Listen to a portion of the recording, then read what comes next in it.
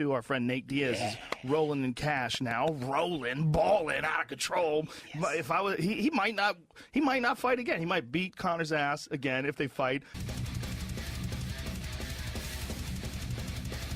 and then like take 2 years off. And he's making millions of dollars, or not beat Conor's ass. I mean, who knows, right? I mean, Conor can win. Just slap him.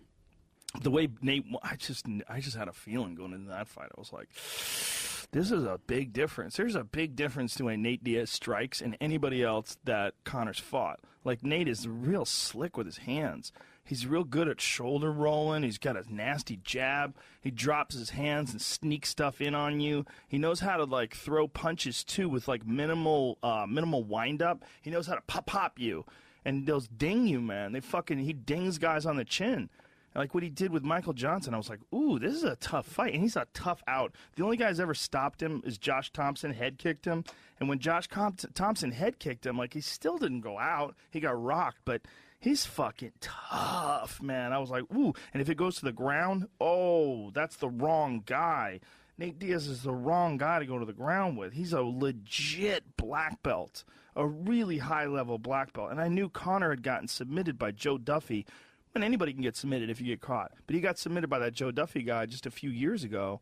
And Joe Duffy's a very talented fighter, no doubt about it. But Nate wouldn't have got submitted by that same guy. I highly, highly, highly doubt it. I mean, Dos Anjos, like that level, like there's like a few guys where you're like, ooh, if you submit that guy, like he's only been submitted in the UFC, Dos Anjos, once, and that's because he had a broken jaw. And it's Clay Guido who submitted him because Clay was on top of him squeezing his neck and his jaw was smashed, and he realized he was really fucked, and so he tapped. But like a guy like Conor, if you've been tapped before by Joe Duffy just a couple of years ago with an arm triangle, you got caught like that, like you got a lot to learn. And I don't know if you've learned it all in time. Like, you got to be obsessed with jiu-jitsu. You got to be in there every day training. And I didn't think he did. I didn't think he was that. I thought it was more of, you know, like movement and striking and all that stuff. And I know he was doing some jiu-jitsu, but it's not like the primary focus. So I felt like, oof, that's a big, deep-end fucking jump. He might knock him out. I mean, Conor can knock out anybody, but he didn't. You know, so now that he didn't, and now that Nate knows he didn't, and now they're going to go into the second fight, and Nate's going to have a full training camp, ooh, good luck. What's the benefit of this second fight for Conor? Just cash money, that's baby. It? That's what I thought. Through the roof, cash money. Outside of that, is there any good Well, benefit? he could always go down to 145 again. He's still a champion at 145. But the amount of money a Nate Diaz Conor McGregor rematch makes is going to be off the fucking charts. Nate Diaz is a superstar, and people didn't realize it until, like, the Michael Johnson fight. People realized it when he was calling out Conor in the octagon, and everybody was cheering. And also, like, the ratings. Like, when Nate Diaz, he's a fuck.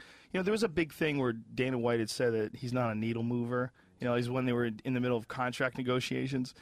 He couldn't be further from the truth. He's a big needle mover. I mean, I love Dana, but that's just contract negotiation talk. Like, Nate Diaz is maybe he didn't know. I mean, it's possible he didn't know, but I know.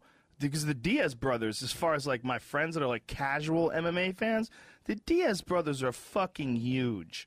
They're huge. Those guys are giant stars.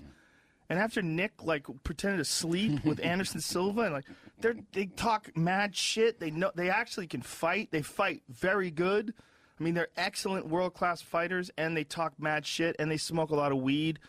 Best. And they mostly eat vegan.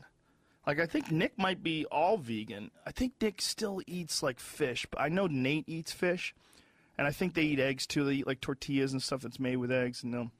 But they're interesting guys, man. They're fucking legit fascinating people.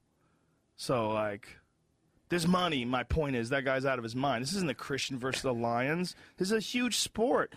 These guys are giant stars. They're making fucking boatloads of cash.